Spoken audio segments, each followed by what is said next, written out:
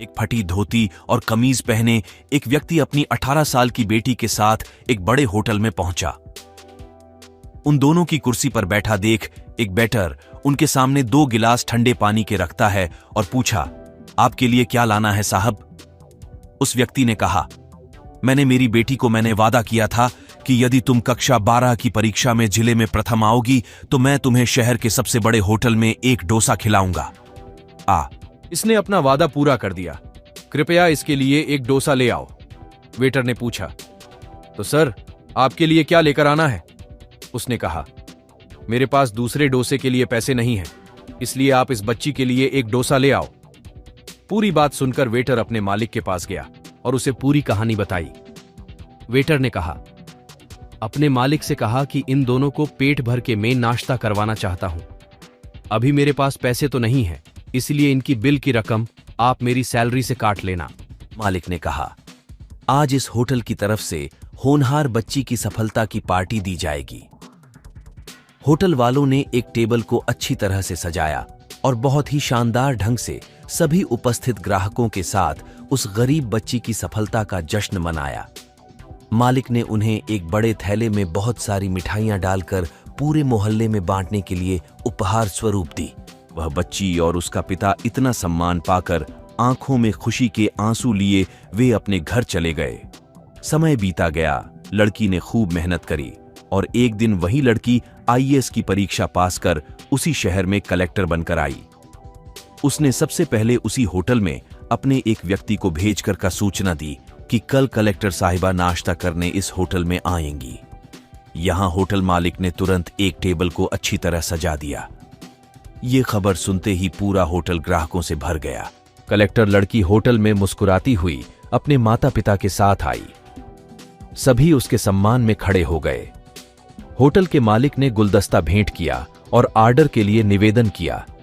उस लड़की ने खड़े होकर होटल मालिक और उस वेटर के आगे नतमस्तक होकर कहा, शायद आप लोगों ने मुझे पहचाना नहीं, मैं वही लड़की हूं जिसके पिता के पास दूसरा डोसा लेने के लिए उस दिन पैसे नहीं थे और आप दोनों ने मानवता की सच्ची मिसाल पेश करते हुए मेरे जिला में प्रथम आने की खुशी में एक शानदार पार्टी दी थी और मेरे पूरे मोहल्ले के लिए मिठाइयां में पैक करके दी थी। आज मैं आप दोनों की बदौलत ही कलेक्टर बनी है। आप दोनों का एहसान में सदैव याद रखूंगी।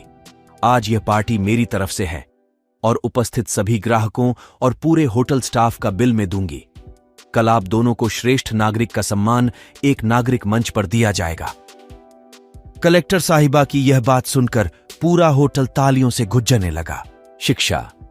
किसी भी गरीब की गरीबी का मजाक बनाने की बजाय उसकी प्रतिभा का सम्मान करें ताकि वह और आगे बढ़ सके और अपने समाज को नई दिशा दे और उसे आगे बढ़ाएं। आशा करती हूं कि यह कहानी आपको काफी पसंद आई होगी।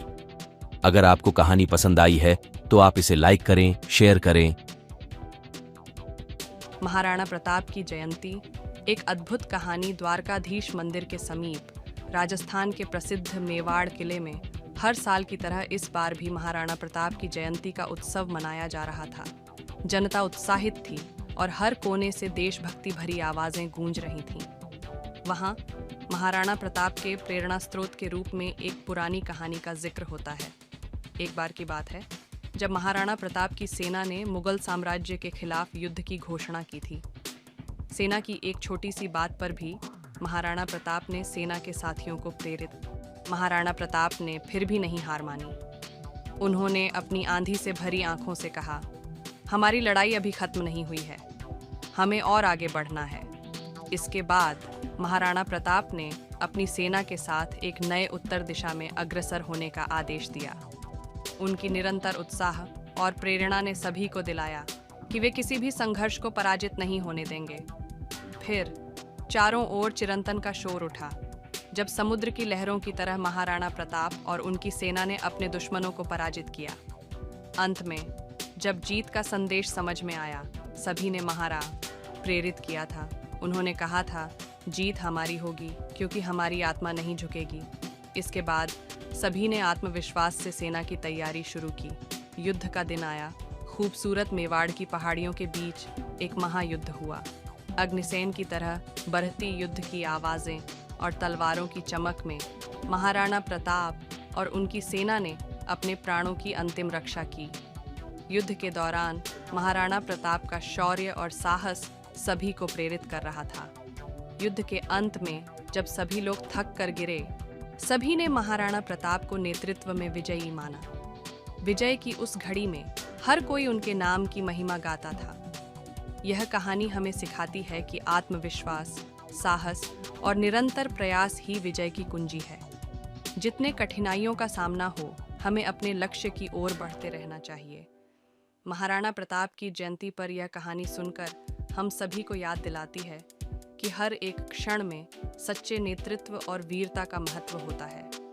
धरती पर हर एक व्यक्ति महाराणा प्रताप की तरह उत्साहित हो और सबको साथ मिलकर समस्याओं का सामना करना चाहिए।